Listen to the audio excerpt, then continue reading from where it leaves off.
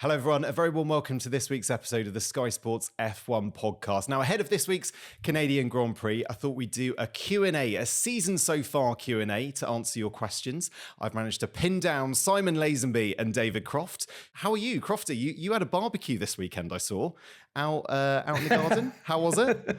Yes, man cooks with flame. It was the one day of summer and it was gorgeous, to be honest. We put a massive big steak on the barbecue and had some fun in the garden. It's about time too. It was lovely. Delightful. Simon, got the barbecue out yet?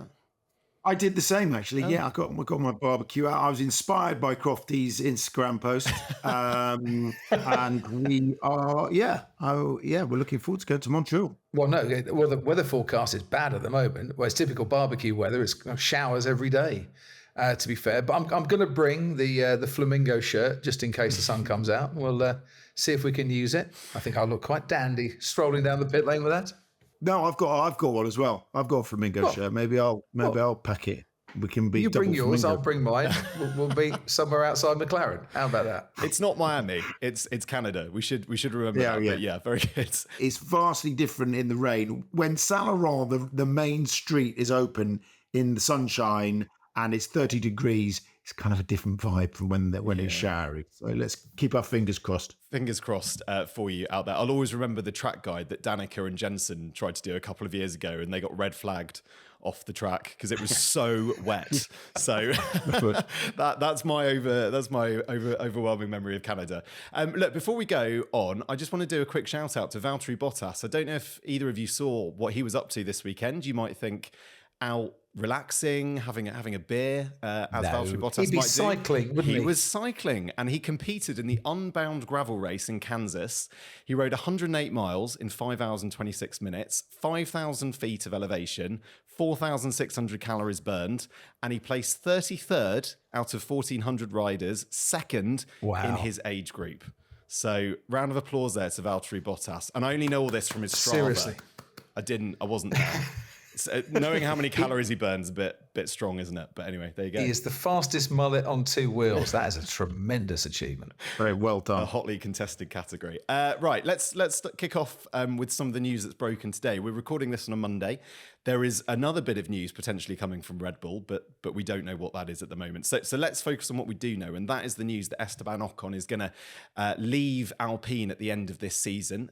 He's going to end their 5-year relationship. He of course won for them in Hungary in 2021. He's had 2 other podiums in the Sakhir Grand Prix in 2020, and of course a podium in Monaco last year.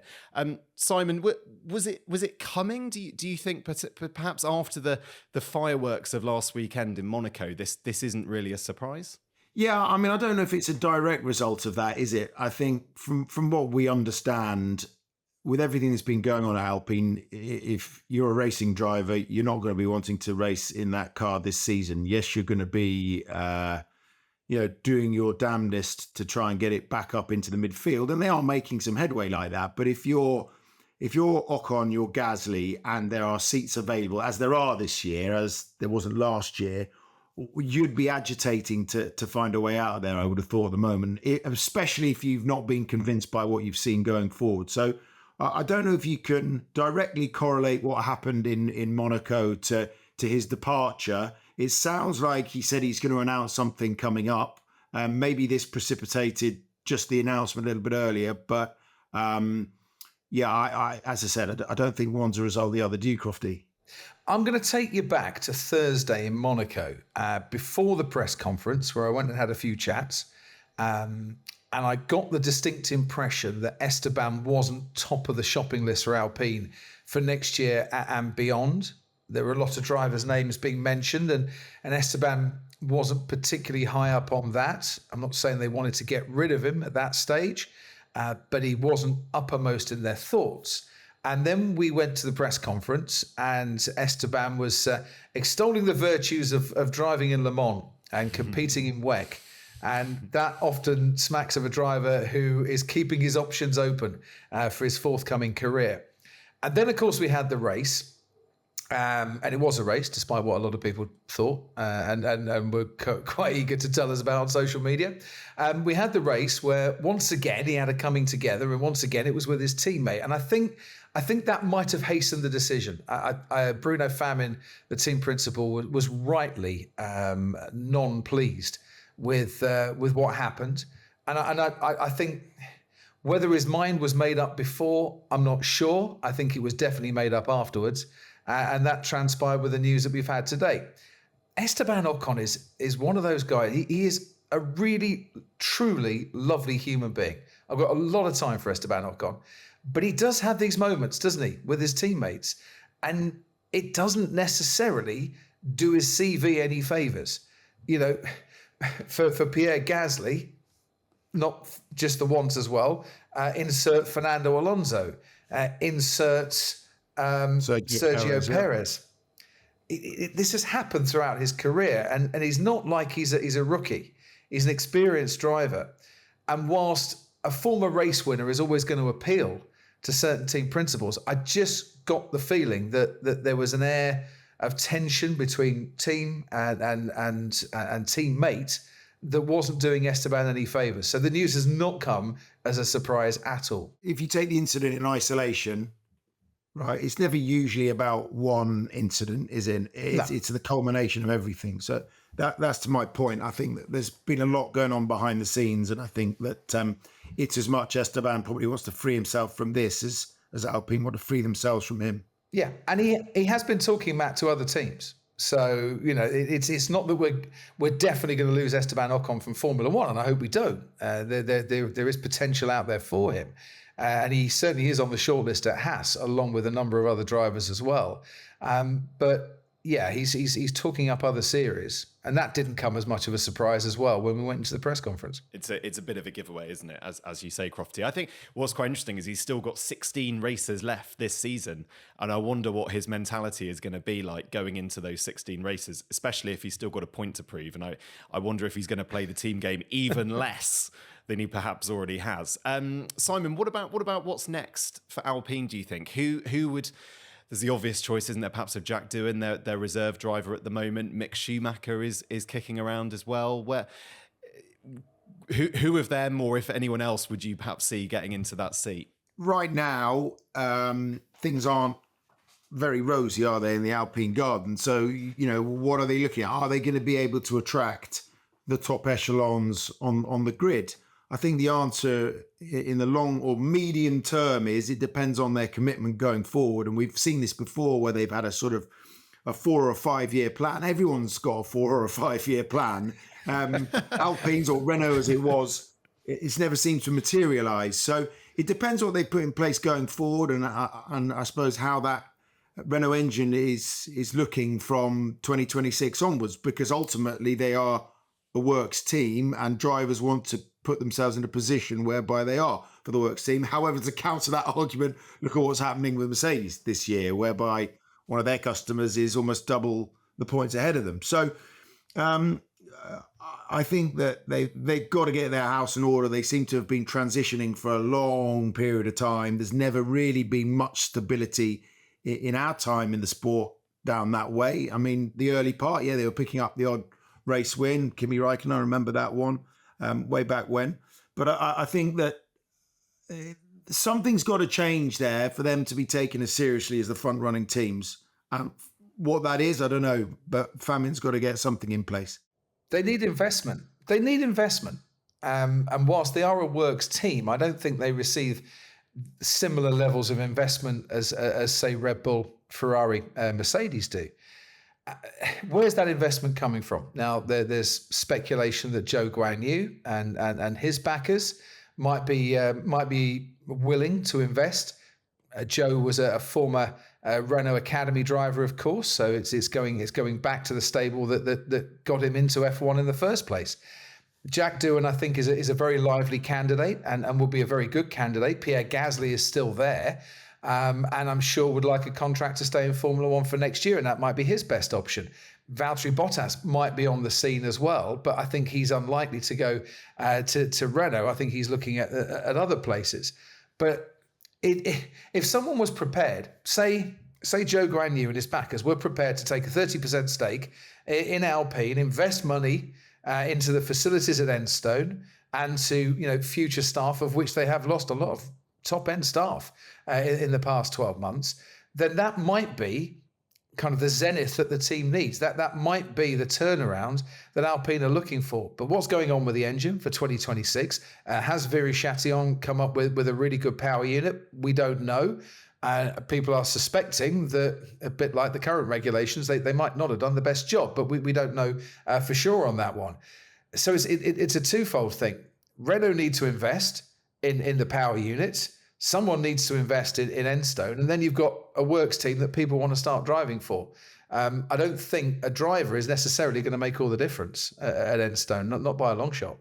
Perhaps that's why then going with someone like Jack Doohan, who knows the team well, who's already embedded, might be a favourable option, because at least he's going to get up to speed potentially a bit quicker, isn't he, with that team than someone coming in. It's going to be very interesting to see what happens. Maybe we might find out a bit more this weekend, obviously, when we speak to Esteban and Famin and the people around Alpine. So I'm sure more to come from the Alpine camp. But we did promise you a Q&A on the season so far. So let's kick off, shall we? Just firstly by getting your thoughts on the season so far. What have you made of it? Simon, what have been your big takeaways and moments you've enjoyed this year? Well, it's already far more interesting than it was, again, if you're a neutral from last year. And that's very obvious. But the fact that we've had now 4 different winners this year inside the first 8 races has meant that people are thinking, OK, I thought that this Red Bull, this iteration of the Red Bull would have progressed out of sight, a little bit like last year. And yet you kind of always get the feeling, if you're ahead, or Red Bull or a team of that quality are ahead, they're not going to let anything slip. And I'm not saying they have, but what's clear is that the others have caught up, particularly McLaren and Ferrari. And for that reason, it's really exciting. And I think if you take the law of diminishing returns and how it worked out for the end of 2021, where it all got down to that final race in Abu Dhabi, I just wonder, as we head towards the tail end of this year and the tail end of the regulations next year, whether that will keep happening. Pack keeps on closing up. And who knows, maybe we will have a 3-way fight at the front. That is exactly what the sport needs right now, because it's capitalising on, just seeing this morning, record returns in the first quarter, or record revenues for Formula One, up to the tune of a couple of 100 million on the same period last year. Yes, we've had an extra race, but things are looking particularly good financially there. They continue to build on the success of Drive to Survive and everything that's brought in. So if we can get the racing to be commensurate with everything that's going on off the track and how it's looking really good for Formula One right now, then that is exactly what we need. If we get the racing on track, then who knows, by the end of this season, if they can continue at this pace and McLaren continue the trajectory they've been on, then they could end up ahead of Red Bull if it's at that level. But I think, frankly, it's just staying hot on their heels, and that's the best we can hope for in 2025. Yeah. There's a question here from Madison Crofty. What was your favourite win of the season? I'm going to guess it's probably between Lando and Charles from last weekend in Monaco. No, I love Max Verstappen's wins.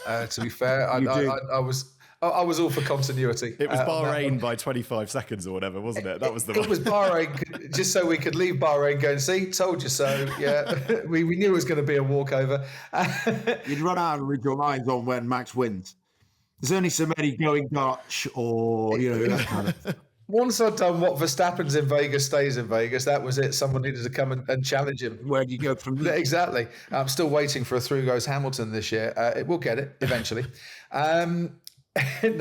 It's interesting. I loved Carlos Sainz's win. To be honest, I thought the way that he'd come back from the appendicitis and the operation, the race before, came back to the track to win was just superb. We love a sporting hero, and what is more heroic than climbing off your hospital bed and then 2 weeks later in Australia, winning a Grand Prix? Absolutely phenomenal. And that is no disrespect to Lando, because I love that win too. And no disrespect to Charles, who, if anybody deserved a victory in Monaco, it was Charles Leclerc, quite frankly, banishing the curse on that. what's great is that we can talk about these. We've had, 3 different winners in the last 3 races, haven't we? So, that is fantastic. Is this just, is it a sign of the Red Bull decline, or just the nature of the tracks that we've been going to not suiting that Red Bull car? We'll find out a bit more in Canada this week. Track's been resurfaced, curbs have been replaced, all the curbs replaced, and the whole of the track resurfaced. So it's a bit of an unknown to all the teams. But if the curbs, if you need to ride the curbs and the curbs are large, the Red Bull car is not the one you necessarily want to be in at the moment. And it could be that Max and Checo are in for a bit more pain there. If Red Bull don't succeed in Spain, then we know we've got a massive fight on our hands, because that's the real benchmark.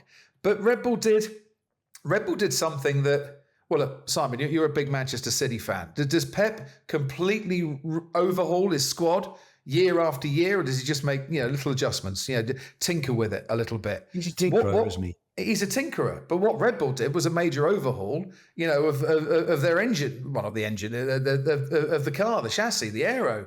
They did something that a winning team might not necessarily have done. Are they paying the price for that? We'll see in time, but it's making it interesting at the moment, that's for sure.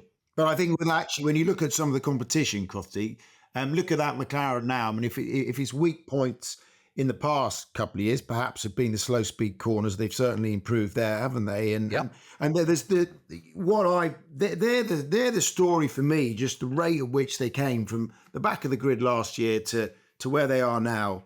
It's an incredible job they've done, and I don't know how they've done it. I don't know how they found all of these improvements, but it's a lesson, isn't it, in staying on top of the development stuff. I've not seen it in the 13 years that we've been working in this sport. I haven't seen anyone develop that fast and come through the pack like that. So, credit where credit's due. It's been a magnificent story, and for British racing fans and Australian, if you're an Oscar Piastri fan, it's absolutely what people wanted, what the sport wanted. You got a strong Ferrari, strong McLaren. That does excite the fans, no doubt about it. Yeah, absolutely. Perhaps inspiring some of the other midfield teams as well, that within a short space of time, you can also get yourself much further up the grid. Let's move on. Emily would like to know where Sainz is going for 2025. The ongoing saga of Carlos Sainz, quite frankly. Of Carlos Sainz's future. I think Emily's not the only one. A lot of the other drivers who are out of contract this year would like to know. I think a lot of the other team principals, everybody in Formula One wants to know where he's going. I want to perhaps ask the question, Crofty, there is rumour that he might be going to Williams. What a coup for James Vowles if he manages to secure the services of Alex Albon and Carlos Sainz for next year. Arguably the strongest driver lineup that Williams have had in my time commentating on Formula One, quite frankly. Not since Senna Hill have we seen such a good pairing. Yes, and I wasn't commentating back then. Oh, back in the day. I think it would be fantastic. James is a very, very, very inspiring person. He has a strategy, as you would expect for a man that ran the strategy at Mercedes for so many years successfully. He knows that nothing is going to happen overnight. It's going to take a little while. And he is selling a dream. He sold a dream to Alex Albon, not just him. I think Alex also has a lot of faith in that Mercedes power unit for 2026. And can he get Carlos Sainz? Well, the answer to that is yes, he can. It's not about money. I spoke to the Sainz camp on this one. He's got a decision, Audi or Williams. There's no deadline from Audi. That has been reported, but it's not true. He didn't have to make his mind up by the end of May. It's not about money. It's about where Carlos sees the vision for the future. So do you put your faith in a brand new project that is an entity that has been successful in world motorsport on many occasions in the past, but not in Formula One? Or do you put your faith in a rather more known entity that has been successful in F1, but has been in very much lean times over the last few years? Personally, hand on heart, I think he'll go to Williams. I think that is where Carlos Sainz is heading, because it's he can see what's in front of him with Williams. He probably can't see the Audi vision at the moment because there's not much to tell. They haven't taken over at Sauber. They are building power units, but that's it. And if James Vowles gets him, then fair play to James Vowles. You know, on the podcast last year, I said he was my team principal of the year. I might have to put him in the shortlist for 2024 as well, because that's a major coup and a brilliant driver lineup that could power that team for many years to come. What about if he gets Adrian Newey, as was also rumoured as well? Then we're putting him team principal of the decade, maybe century. That would be a coup. Give him the freedom of Grove to walk his sheep across the bridge. Although, I mean, I think the announcement that we're going to get from Red Bull that you mentioned at the top of the programme, Matt, is probably they're going to re-announce Checo. I would have thought that's the strongest thing, but I'm happy to be proved wrong if that's the case, because I think Sainz was Horner's man a little bit within this. If he was going to come back, it would have been Horner convincing him to do so. But I think the biggest problem there was back from the Toro Rosso days, wasn't it? And I think it's the fathers aren't particularly seeing eye to eye. And I think that might have proved too much of a tricky thing for them to have to handle. I don't think Mercedes he's in the running for. So it is a direct, I think, between Sauber, Audi and Williams. And I think the case for Williams at the moment is stronger because just look at how Sauber performing on the track. And it just shows you've got a long way to go. Obviously, you know, it's going to be all change of leadership, etc., etc. But I think Williams is quite a strong case at the moment. I was going to ask, do you think there's a world in which Carlos is a bit miffed with where he finds himself? So, and I mean in terms of the fact that he's a race winner this year. He won a race last year, was the only non-Red Bull driver to win a race last year. And it's emerged that he's scratching around the back markers rather than the front markers. I do wonder if he's kind of gone, how has this happened? I guess Lewis Hamilton happened, and that's the 7-time world champion ultimately does always trump the no-time world champion. But yeah, do you agree with that? Do you think he should feel a bit miffed?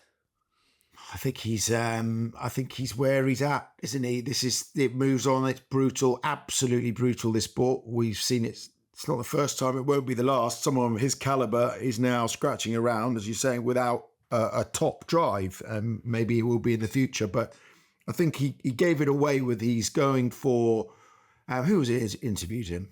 Oh, Naomi interviewed him in the helicopter, didn't he? And he said it was, he's looking for that medium to long-term project.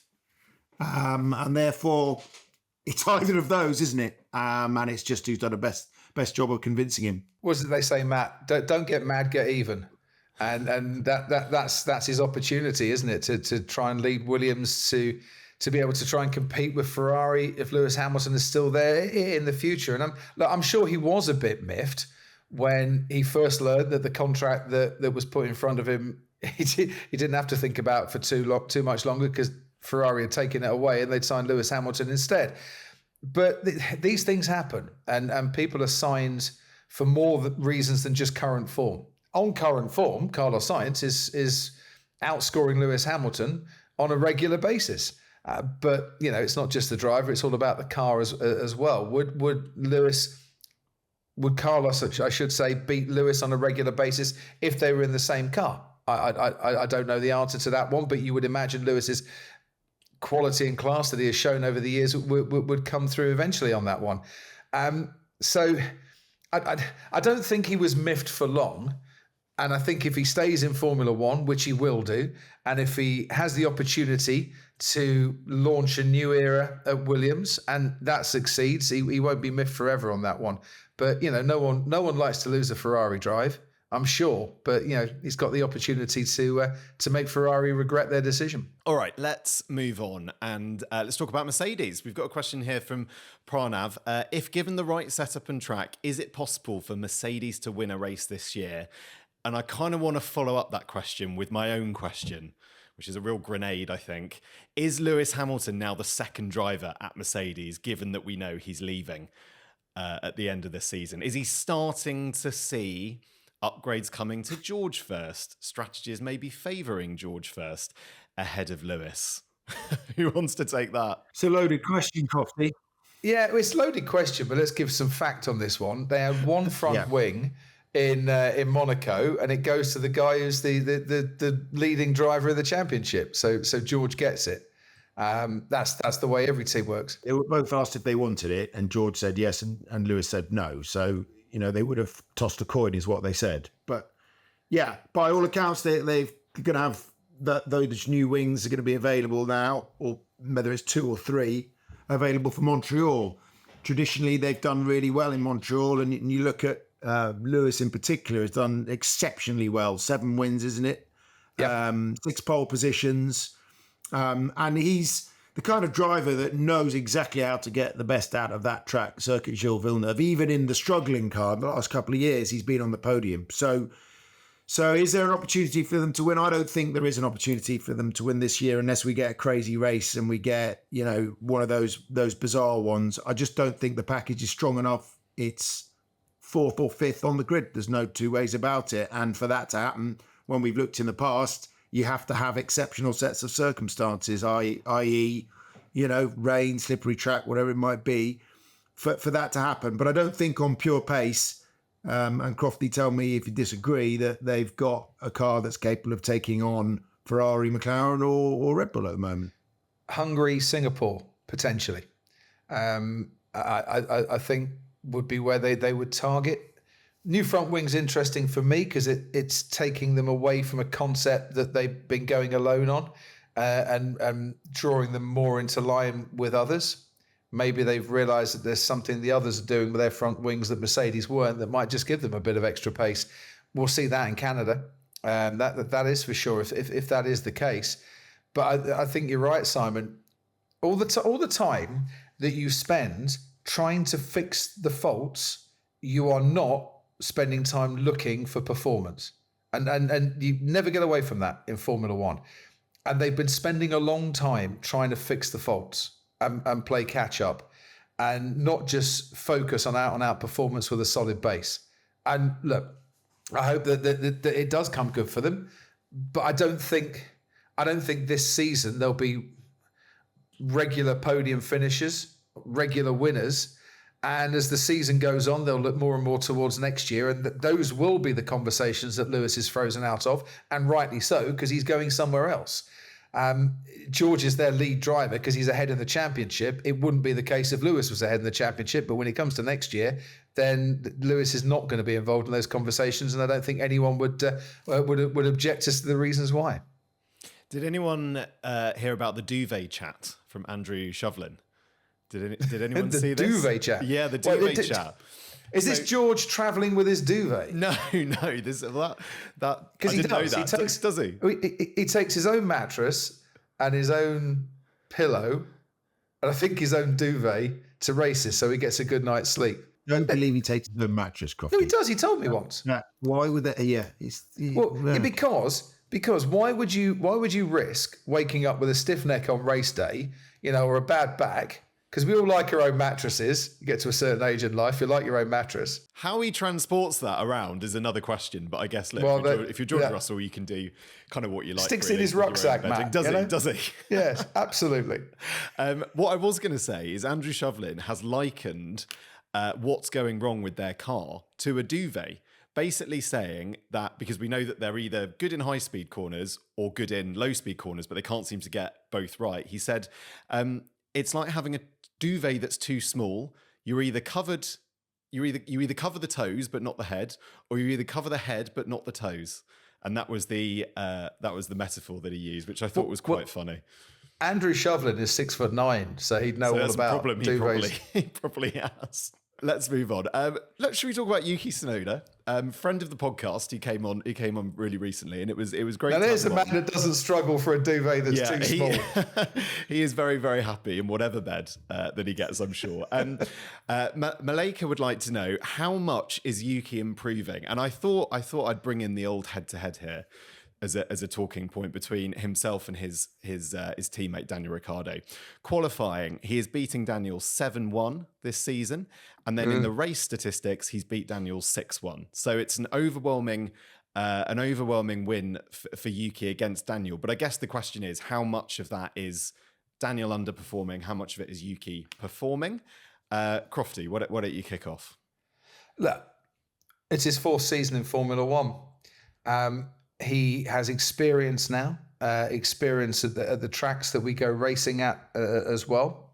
Shanghai obviously was a first timer, but I think I think he has identified the areas he needs to work on. He's worked on those areas very well. And, you know, people will point to his aggression on over the radio and his aggression within the team. Bahrain, after the race had finished, when he kind of did the Tom Cruise buzzing the tower bit with his teammate Daniel Ricciardo.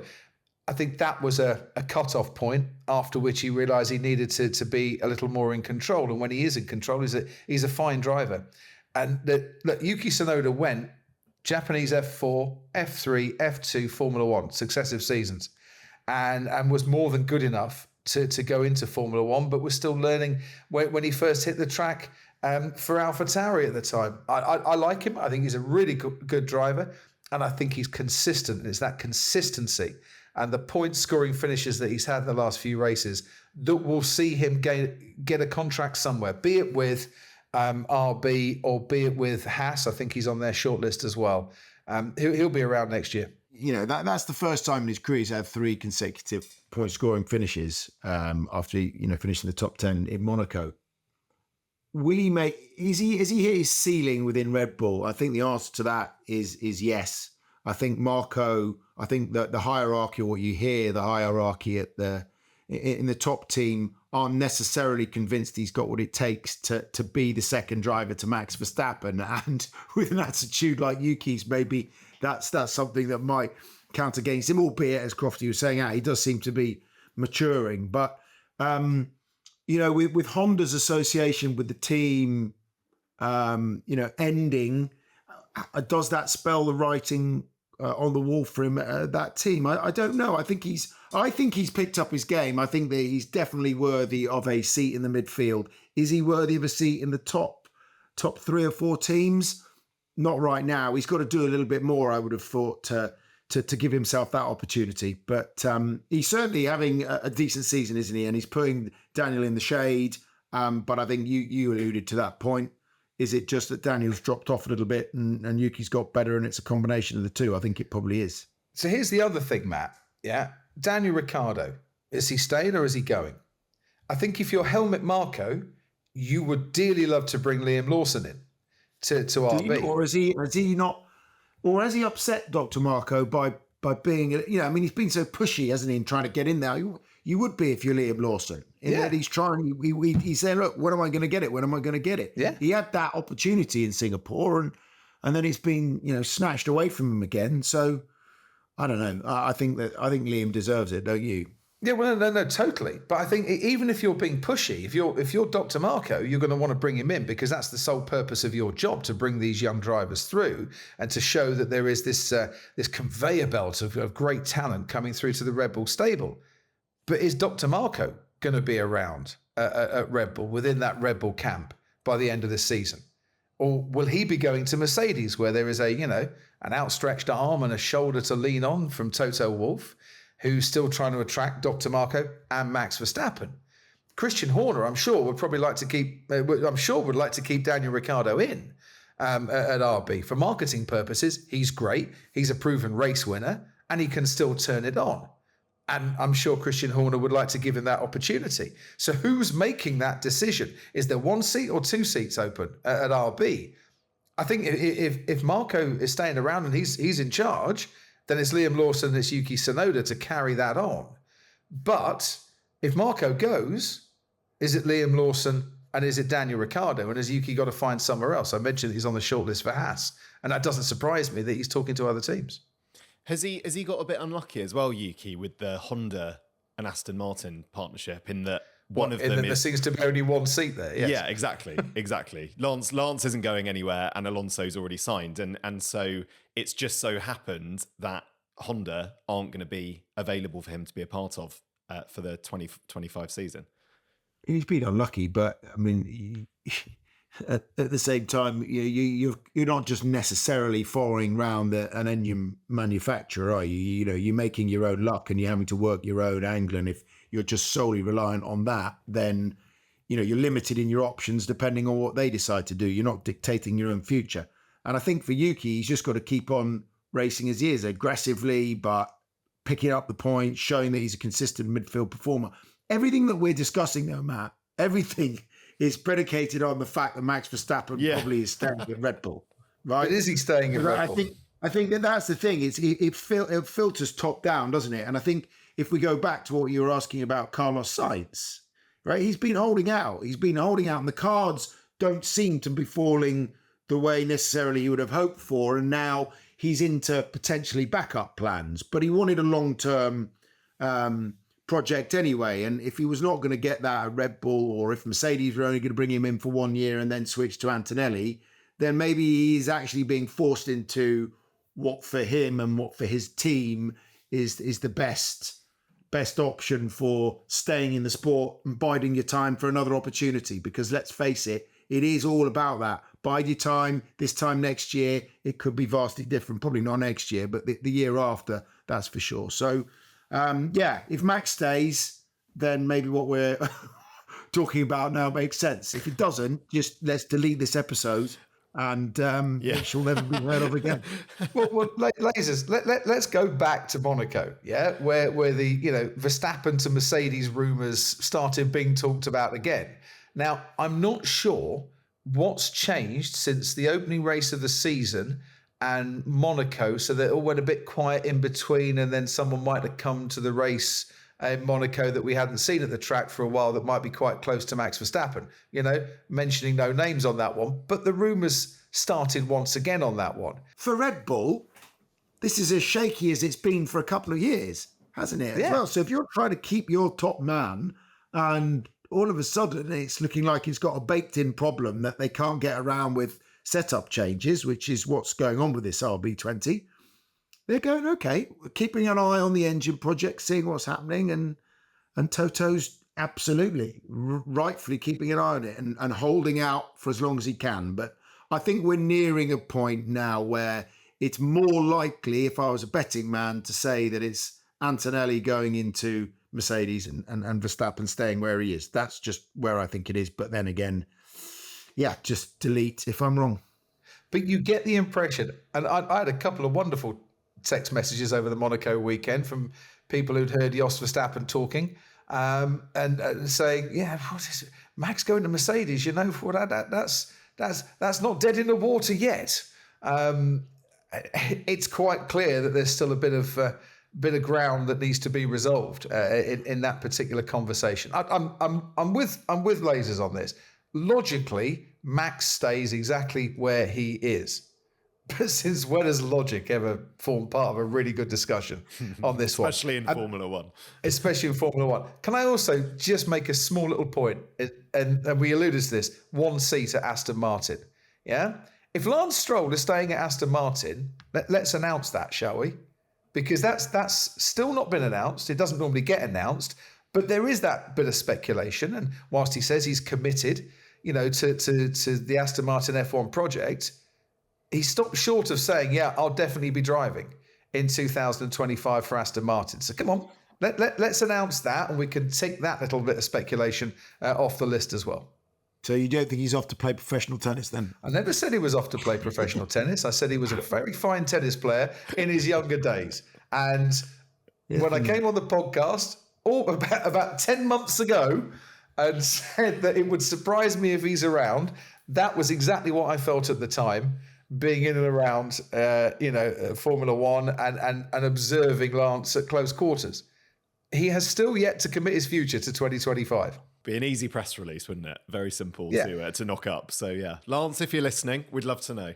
Just have him walk into a room, sit down and say, Lance is staying. That's all it needs. They did it with Fernando. It's very good. They're experienced, Aston, at that. Okay, very good. Look, we've just got time to have a quick look ahead to Canada. You guys are both obviously off this week to Montreal. Very exciting, I'm sure.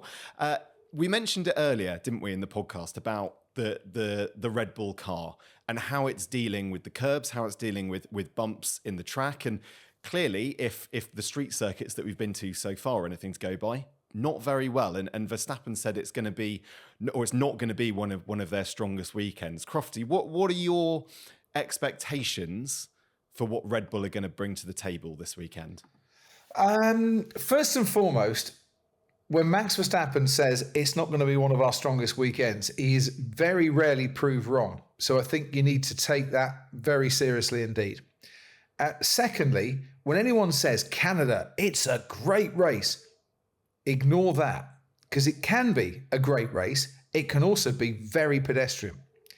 And it's a race where qualifying is so important too, and where pole position gives you a distinct advantage, more so than other tracks. I'm just getting the stats out here. 17 passes last year. That's it. We're about to read that one now, aren't you? I was going to say it's trending below the seasonal average in the last 4 Grand Prix held there, Simon. Thank you very much indeed. It's a stat off. It is a stat off.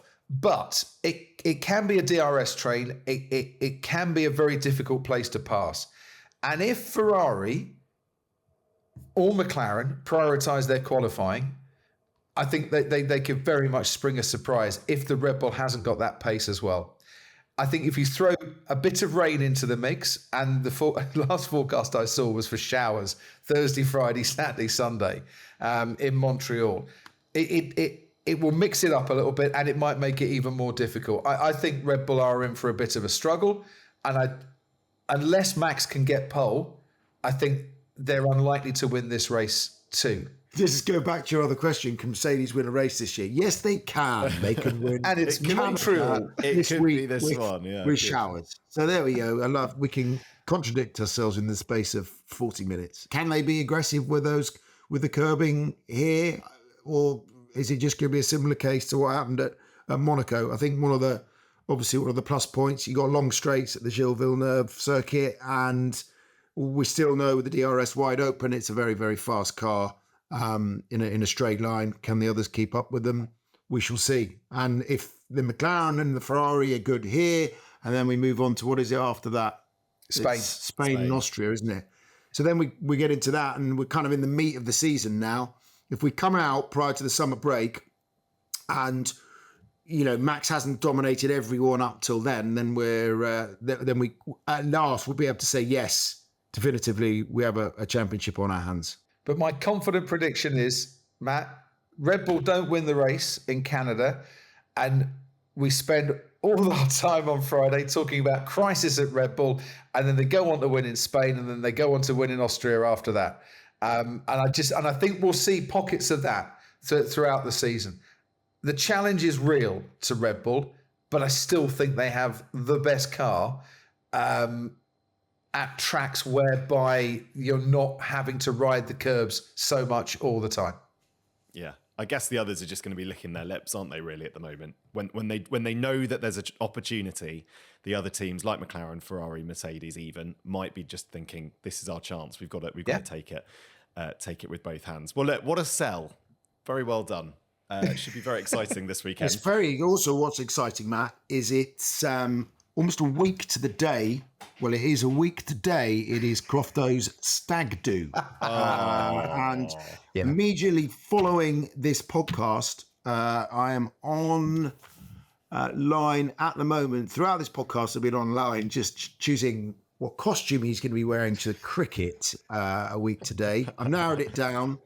If you've got any suggestions, if you'd like to send them in and post in the comments below this podcast, there's a few that I might get away with, might not get away with. Giant chicken, don't know. That's one, but I think it's got to be. You are going to wear something, by the way. Crofty, you're not allowed to wear your T-shirt, which currently says "Through goes Hamilton." Either. Yeah, more of his own merch. We're not doing. He's not having any of that. No, not on your stag do. We'll do a lights out and away we go. It's also Karun Chandhok's 40th. We're kind of celebrating that as well. He will be dressing in tweed because that's what he tends to dress in when he's at home. And I thought we were just doing.